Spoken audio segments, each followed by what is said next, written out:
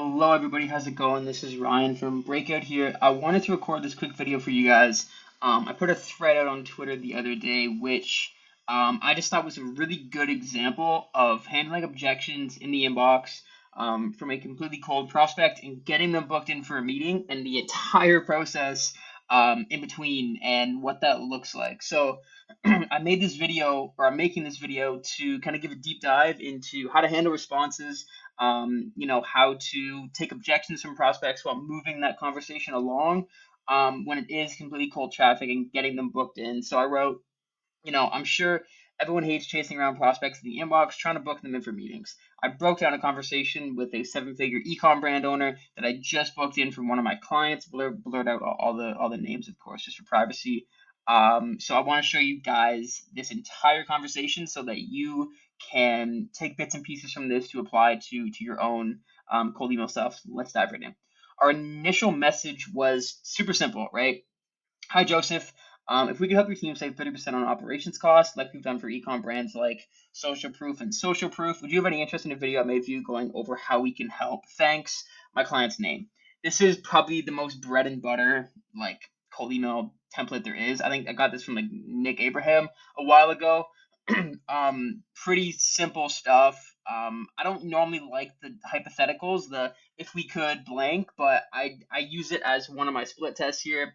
This person responded, he liked it, and I'm using quick question as well as the subject line. Super basic stuff, right? And then just basically just showing social proof in a dead simple way. This is cookie cutter cold email stuff.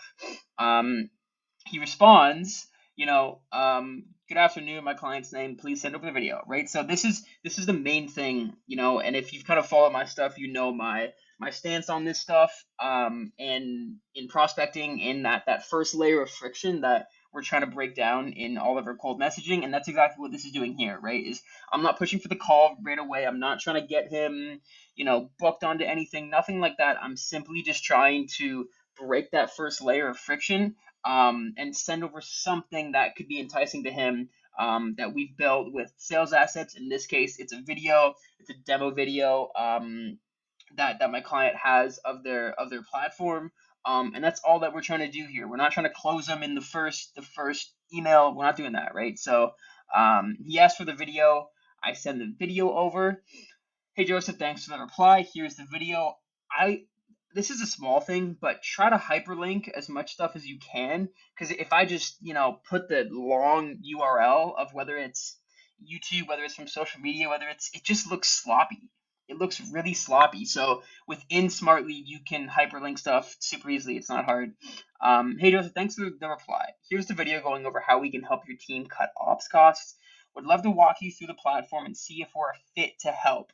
Does tomorrow or Thursday afternoon work for a quick intro? A few things here, okay?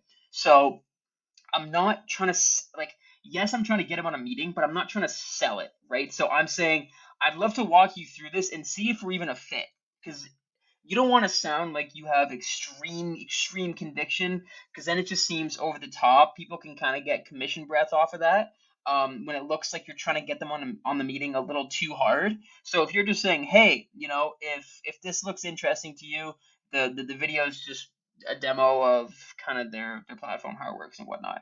Right? And it's like, I just want to see if we're a fit to help. That's kind of the angle that I like taking things at, rather than, hey, like, oh my God, yeah, talk to us, because it just seems a little too pushy almost, I find.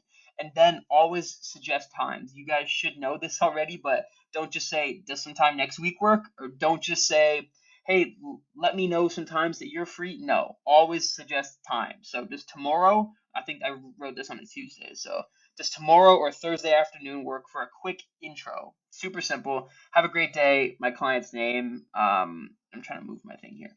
And then I like adding a lot of PS stuff. It just works. I don't know why. I don't know why it works, but it does. So I just put, until the end of Q1, you can try us out for 14 days completely for free, which is true. 14-day free trial on my client stuff, by the way. Yeah, so super simple email. You know what I mean? I'm sending over the video. I'm trying not to be too pushy when asking for a meeting, but still just being, hey, we'd love to walk you through some more, see if we're even a fit in the first place, right? Not trying to do too much. Now here's where things kind of get interesting, right? So he responds. He goes, good afternoon. Hope this message finds you well. We are interested in your platform. Great. That's the main thing that we're looking for here.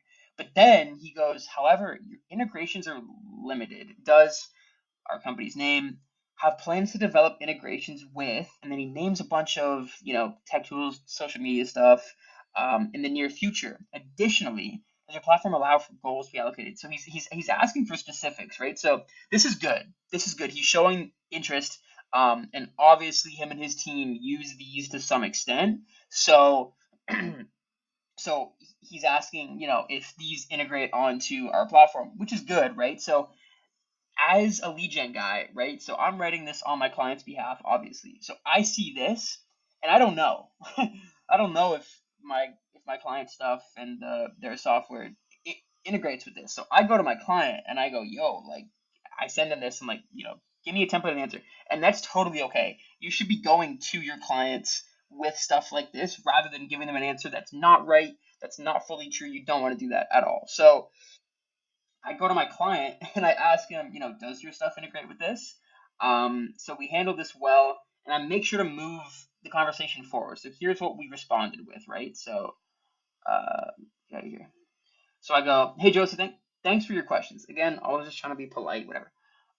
We already have a Yotpo integration, and we're currently building stuff on Snapchat, TikTok, and Walmart. Not fully sure about Triple Whale, blah blah blah blah blah. I'm basically just answering all of his questions as easy as I can, and then the main thing, again, you need to move this conversation forward, right? You're getting objections or you're getting questions, which is good. It shows their interest, but you need to move that conversation forward without being too pushy, right?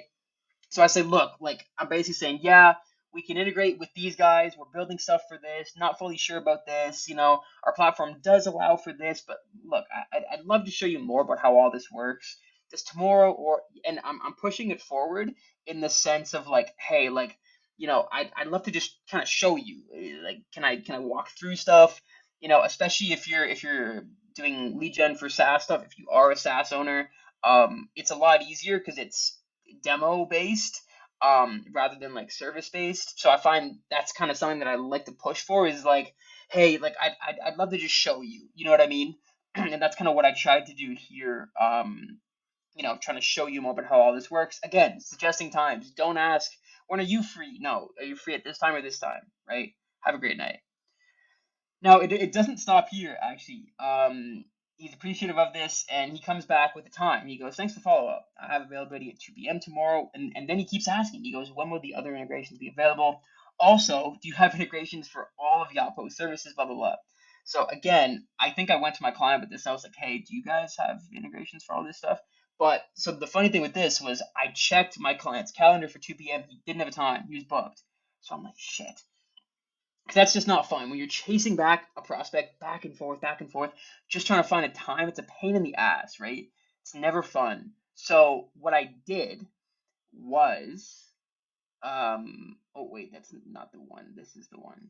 So I go, hey Joseph, for tomorrow I only have time for 1:15 and then for 4 and onwards for the day. I'll send an invite for 1:15, but if that doesn't work, I'll attach my calendar at the bottom of this so you can find something that works for you.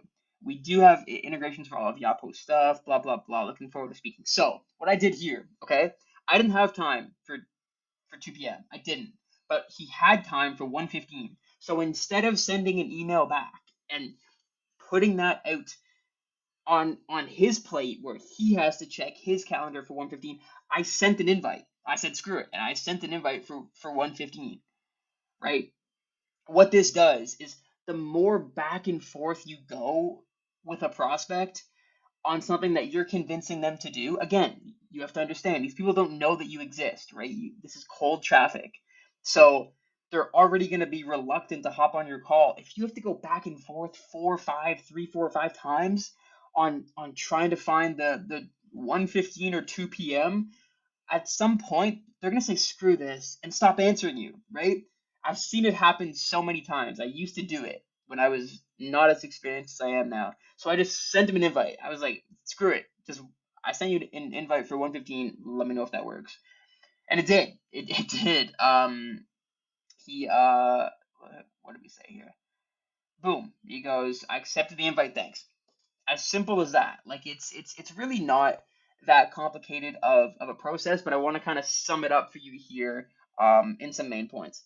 Number one, move the conversation forward, but don't be pushy. You know what I mean? It's like you need to slightly kind of push them forward towards some kind of meeting, but don't go for that kill right away. You have to be patient with it. You have to move them along by using your assets. Use videos, use documents, use case studies, use white papers, use anything you can to move them along and kind of slowly build trust as you're talking with them, and don't be too pushy. You can't be shoving, people in for a meeting for any of that stuff too fast. You can't do it, right? So slowly move people along without being pushy. That's the first thing.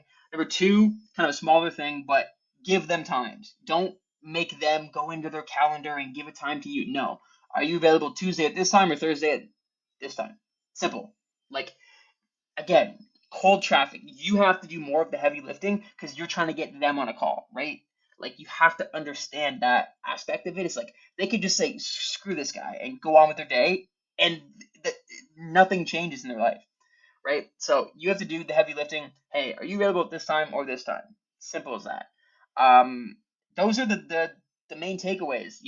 Talk to your clients, move conversations forward, be friendly, don't be pushy, and don't try to be too salesy, man. Like in conversations in the inbox, just keep it light, man. Keep it conversational.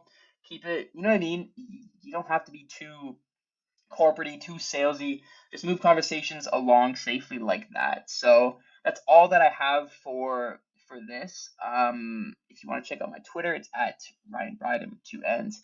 Hope you guys kind of enjoyed this, or that this might have helped a little bit. Yeah, so that's kind of all I got for this kind of response handling video. A real life conversation of a 7-figure ecom owner from completely cold to sold or in a meeting book. So have a good night, guys. I'll talk to you soon.